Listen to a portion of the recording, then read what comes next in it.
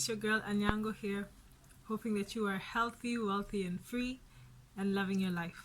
How you doing? So, Stuart Ross gave this interesting concept. Actually, I think it's something we all kind of know, but don't really want to accept, especially when we're in these low times, because life always has ups and downs and ups. It's the circle of life. Cycle of life. I feel like it should be cycle. You get what I mean? Okay.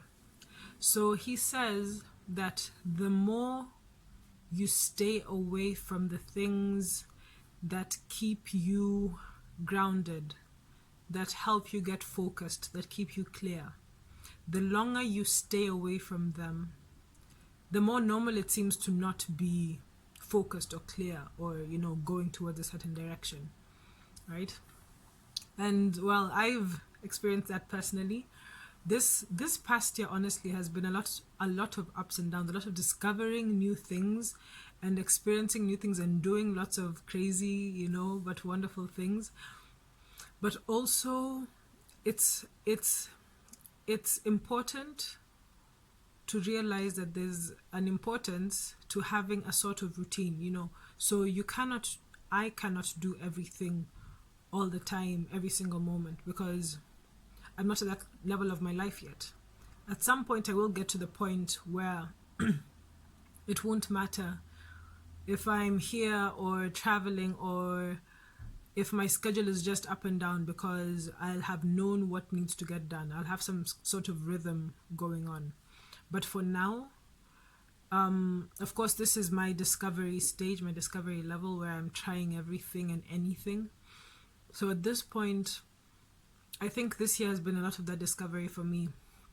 And also the understanding that I need to stick to something, because there's so much to discover. Every time I get into a certain rhythm, I find something else that could also work, so I try that too. And I find something else that could also work, and I try that too.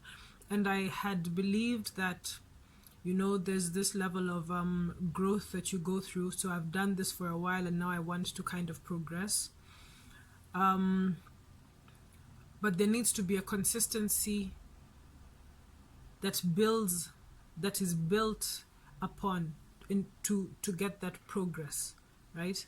So I am going to take it as I am going to start giving every new routine or every new practice that I find a 3-month trial period. 3-month trial period, and then I see if I need to tweak it a bit. 3 months, and then see if I need to tweak it a bit. And I think because my workout routine has also been a lot like that lately, so that's what I'm going to do with my workout routine. I'll have a daily schedule of different things, so that I'm doing a whole body workout. Because I did mention that for a while I was doing a lot of yoga, and I think it was more of stretching than strengthening of muscles, and that kind of had its side effects, because I think that's how even as I was warmed up, I still got my hamstring pull, or it wasn't a tear. I don't think it was a tear. I think it got pulled. It got a little strained. So now I've got a little mix going between cardio and just a stretching, and I found beautiful app Alo Moves that's got tons of beautiful routines and instructors that like I'm literally going crazy. So especially with Alo Moves is where I'm just going to pause and get like a week routine, do that for about a month. I think for the workout could be about a month before I switch it up. So yeah, but for everything else, every other thing, every other intellectual, spiritual thing, I'll give it a spiritual routine. Routines. I'll give it 3 months before I decide to switch it up. 3 months before I decide to try something else, something new. And I think what I'll do, as we do, I'll get a folder where I'll just save up these things into these different categories. So you could choose any. I have 2 options. I could do it the Lifebook way, where it talks about your different it's got 12 categories, different life categories, where you have spiritual, health, you've got emotional, intellectual, career. I don't remember all the 12. Yeah, I think I could list them down. I'll list them below so that we have the 12 categories. But then also with the 6-figure mentors, we have just a simple 4, which is health, wealth, self, and social. You know, so if I find something new that could fall into one of those categories, I just throw it into that folder. I think that's the one that I'll go for. I'll throw it into that folder: health, wealth, self, and social. And see if in the next 3 months I want to try one of the things that I've put into those ones. But otherwise, just stick to what I have at the moment. Yeah, so the point of the video was to make sure that we remember that we need these things. You can get into a rut where you kind of get lost, and you know, you're thinking of taking a break. You're thinking of, oh, this is just my downtime, and you know, but a downtime, you can only have a downtime for so long. You can only have a downtime for so long. And I think I'll give mine like a 3 days max. 3 days max. On the 3rd day, snap out of it and get back into something, into the routine that I've already set. Right? 3 days max that I'm going to be doing going forward. So yeah, the longer you stay away from a routine, the longer you stay away from stimulating yourself physically, intellectually, spiritually, emotionally, the longer you stay away from it, the longer your mind cheats you into believing that it's okay, that the level that you're at is okay. But we know that's just how we fall into our default mode.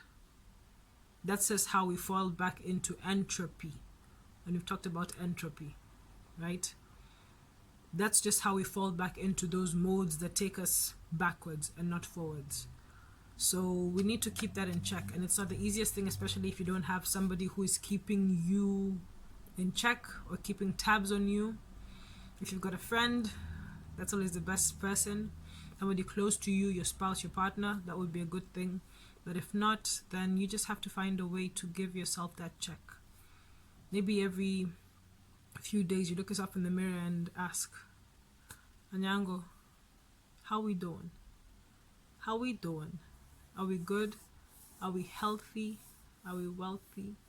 Are we free? Are we loving our lives? And figure out, are we on the right track?